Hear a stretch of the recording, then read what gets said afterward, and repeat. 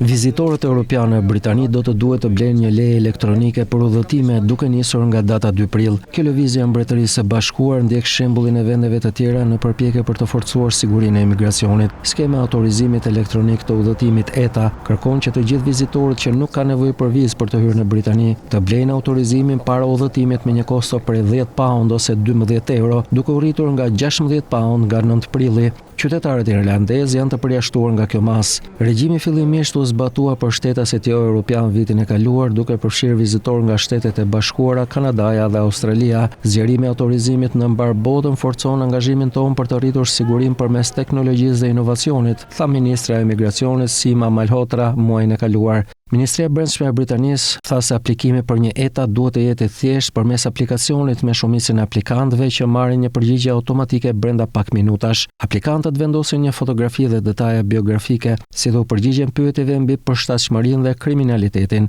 Pasi aplikimi të ketë përfunduar me sukses, autorizimi lidhet në mënyrë digjitale me pasaportën përkatëse. Një ETA lejon vizita të shumta në Mbretërinë e Bashkuar deri në 6 muaj gjatë një periudhe 2 vjeçare. Linjat ajrore, kompanitë e tragjeteve dhe trenave do të jenë përgjegjëse për verifikimin e statusit të udhëtarëve përpara se të hipin. Linja ajrore low cost EasyJet tha se nuk priste që leja e re të zvogëlonte kërkesën për udhëtimet nga Europa në Britani. Mbretëria e Bashkuar priti 22.5 milion vizitorë nga Bashkimi Evropian në vitin 2023, nga 19 milion në 2022. Kontrollet e vënuara të sigurisë kufitare të Bashkimit Evropian pas Brexit për shtetasit e Mbretërisë së Bashkuar që hyn në blok janë planifikuar të futen në tetor. Britania u largua nga Bashkimi Evropian në vitin 2020. Sistemi hyrje-daljes i Bashkimit Evropian do të heqë kërkesën për të vulosur manualisht pasaportat në kufit e jashtëm të bllokut dhe në vend të kësaj do të krijojë të dhëna digjitale që lidhin një dokument udhëtimi me identitetin e një personi. Ky sistem do të jetë një pararendës i sistemit evropian të informacionit dhe autorizimit të udhëtimit ETIAS, i cili gjithashtu do të kërkojë qytetarëve jashtë zonës Schengen të paguajnë një tarifë përpara se të udhëtojnë. Britanikët aktualisht paguajnë rreth £17 për një leje të ngjashme që i lejojnë të hyjnë në Shtetet e Bashkuara të Amerikës.